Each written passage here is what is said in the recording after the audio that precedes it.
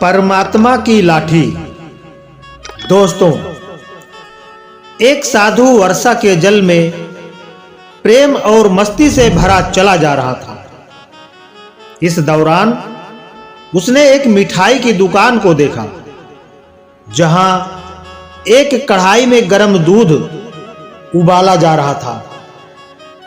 तो मौसम के हिसाब से दूसरी कढ़ाई में गर्मा गर्म जलेबियां तैयार हो रही थी। साधु कुछ क्षणों के लिए वहां रुक गया। शायद भूख का एहसास हो रहा था या मौसम का असर था। साधु हलवाई को बड़े गौर से देखने लगा। साधु कुछ खाना चाहता था, लेकिन जेब ही नहीं थी तो पैसे भला कहां से होते। साधु कुछ पल से हाथ सेकने के बाद चला ही जाना चाहता था कि नेक दिल हलवाई से रहा नहीं गया और एक प्याला गर्म दूध और कुछ जलेबियां साधु को दे दी।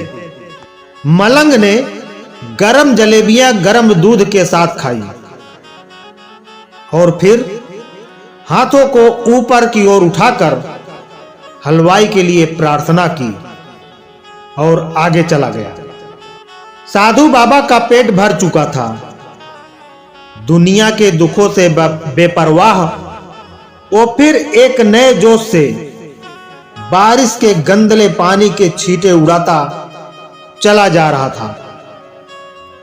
यह इस बात से बेखबर था, वह साधु इस बात से बेखबर था कि एक युवा नवविवाहिता जोड़ा भी वर्षा के जल से बचता बचाता उसके पीछे पीछे चला आ रहा है।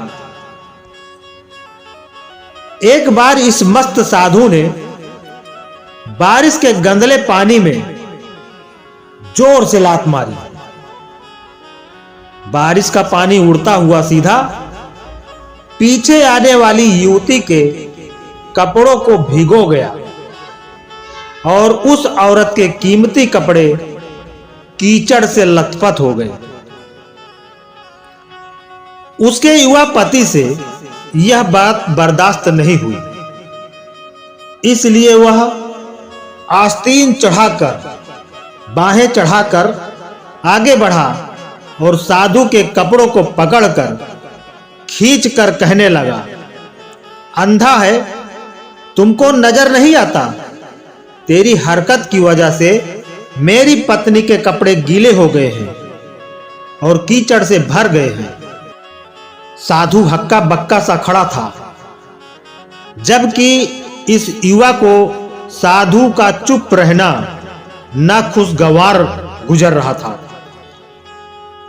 महिला ने आगे बढ़कर युवा के हाथों से साधु को छुड़ाना भी चाहा, लेकिन युवा की आंखों से निकलती नफरत की चिंगारी देख वह भी पीछे खिसकने पर मजबूर हो गई।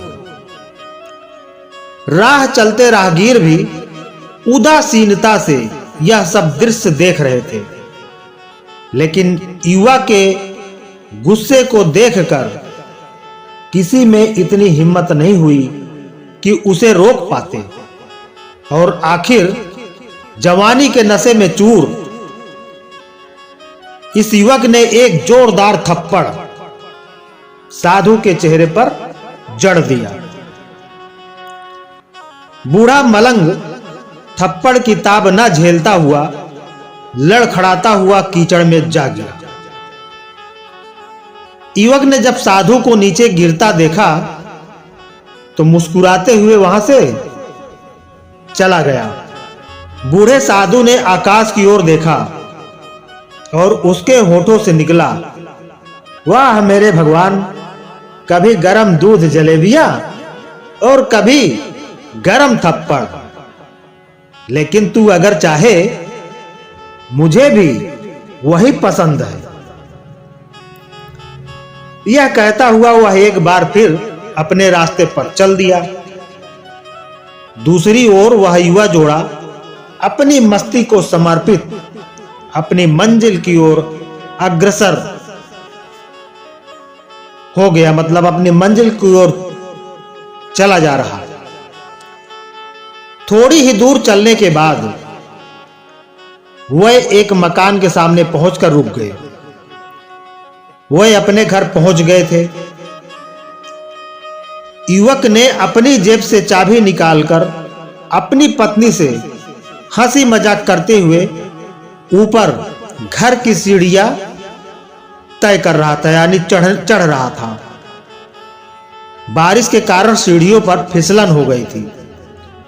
अचानक ही युवा का पैर फिसल गया और वह सीढ़ियों से नीचे गिरने लगा।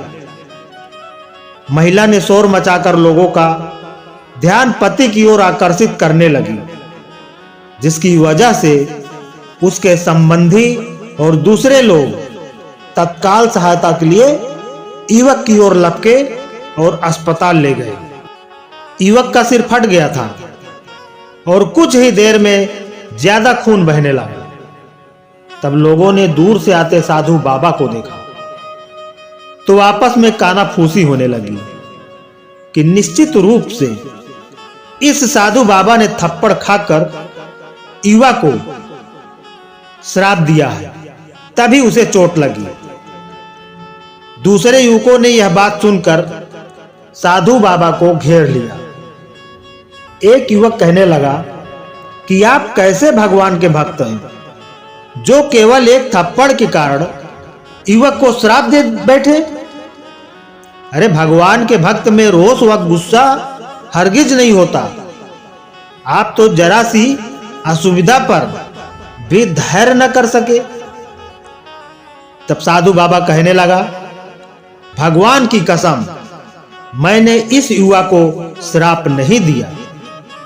अगर आपने श्राप नहीं दिया तो ऐसा नौजवान युवा सीढ़ियों से कैसे गिरा कि उसे इतनी गंभीर चोट आई। तब साधु बाबा ने दर्शकों से एक अनोखा सवाल किया कि आप में से कोई इस सब घटना का चश्मदीद गवाह मौजूद है। एक युवक ने आगे बढ़कर कहा, हां, मैं इस घटना का चश्मदीद गवाह हूं। साधु ने अगला सवाल किया, मेरे कदमों से जो कीचड़ उछला था, क्या उसने युवा के कपड़ों को दागी किया था? वह युवा बोला, नहीं, लेकिन महिला के कपड़े जरूर खराब हुए थे। मलंग ने पूछा, फिर युवक ने मुझे क्यों मारा? युवक कहने लगा, क्योंकि वह युवा इस महिला का प्रेमी था और यह बर्दाश्त नहीं कर सका कि कोई उसके प्रेमी के कपड़ों को गंदा करे, इसलिए उस युवक ने आपको मारा। युवक की बात सुनकर साधु बाबा ने एक जोरदार ठहाका बुलंद किया, एक जोरदार ठहाका लगाया और यह कहता हुआ वहां से विदा हो गया। तो भगवान की कसम, मैंने श्राप कभी किसी को नहीं दिया, लेकिन कोई है जो मुझसे प्रेम रखता है। अगर उसका यार सहन नहीं कर सका तो मेरे यार प्रभु को कैसे बर्दाश्त होगा कि कोई मुझे मारे। मेरा यार इतना शक्तिशाली है कि दुनिया का बड़े से बड़ा राजा भी उसकी लाठी से डरता है। सच है, उस परमात्मा की लाठी दिखती नहीं और आवाज भी नहीं करती, लेकिन पड़ती है तो बहुत दर्द देती है। अपने धन एवं और पद का अहंकार दूसरों को चोट पहुंचाने का कारण बनता है, किंतु जब समय का चक्र हमारी तरफ घूमता है तो हमारा कष्टों का दौर शुरू हो जाता है। हमारे कर्म ही हमें उसकी लाठी से बचाते हैं। बस कर्म अच्छे होने चाहिए। किसी को भी चोट पहुंचाना, खुद चोट खाने की तैयारी करना है। हमें अपने गलत कर्मों से डरना चाहिए, क्योंकि ईश्वर की लाठी में आवाज नहीं होती। तो दोस्तों, आज की कहानी यहीं समाप्त होती है। यह कहानी आपको अच्छी लगी हो तो एक लाइक करके वीडियो को शेयर जरूर करें और इसी तरह की कहानी सुनने के लिए हमारे चैनल को सब्सक्राइब जरूर कर लें। धन्यवाद।